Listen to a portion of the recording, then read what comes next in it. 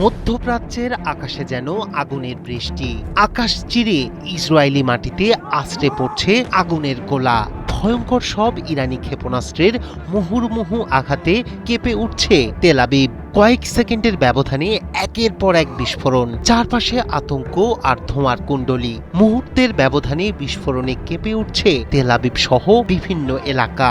তেহরানের দাবি, operation true promise 4 এর 21তম ধাপে ছোড়া হয়েছে শক্তিশালী খাইবার মিসাইল। আকাশে প্রতিরোধের লড়াই চললেও অনেক ক্ষেপণাস্ত্র ছুটে যাচ্ছে লক্ষ্যভেদে। চোখের পলকে ঝাঁঝরা হয়ে যাচ্ছে ইসরায়েলি ভূখণ্ড আর শক্তিশালী ড্রোন। আতঙ্কে ঘর ছাড়ছে নাগরিকরা। ইসরায়েলের আকাশ চিরে একের পর এক ছুটে আসছে ভয়ঙ্কর ইরানি ক্ষেপণাস্ত্র। সেগুলো ঠেকাতে মরিয়া হয়ে উঠেছে আকাশ প্রতিরক্ষা ব্যবস্থা। তবে হামলার তীব্রতায় যেন হিমশিম খাচ্ছে ইন্টারসেপ্টরগুলো। ইরানের ইসলামিক রেভলিউশনারি গার্ড কর্পস জানিয়েছে, তাদের অপারেশন ট্রু প্রমিস 4 এর 21তম ধাপের অংশ হিসেবে তেল আবিবের দিকে খাইবার ক্ষেপণাস্ত্র নিক্ষেপ করা হয়েছে। তেহরানের দাবি, শুক্রবার সকালে ইসরায়েল লক্ষ্য করে ছোড়া হয়েছে প্রায় 600 ক্ষেপণাস্ত্র ও রকেট। এর লক্ষ্য ছিল তেল আবিবের কেন্দ্রস্থল সহ গুরুত্বপূর্ণ সামরিক ও অবকাঠামোগত স্থাপনা।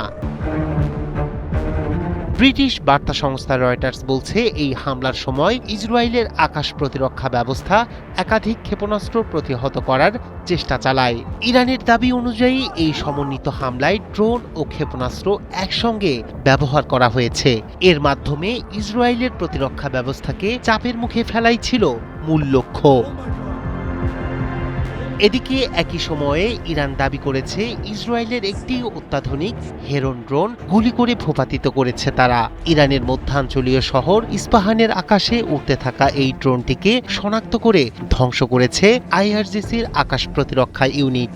ইসরায়েলের অন্যতম গুরুত্বপূর্ণ মানববিহীন আকাশযান হেরন ড্রোন। 2007 সালে প্রথম সামরিক ব্যবহারে আনা এই ড্রোন দীর্ঘ সময় আকাশে অবস্থান করতে পারে এবং হাজার হাজার কিলোমিটার দূর থেকে নজরদারি চালাতে সক্ষম। মূলত গোয়েন্দা তথ্য সংগ্রহ, সীমান্ত পর্যবেক্ষণ এবং লক্ষ্যবস্তু শনাক্ত করার কাজে ব্যবহৃত হয় এটি।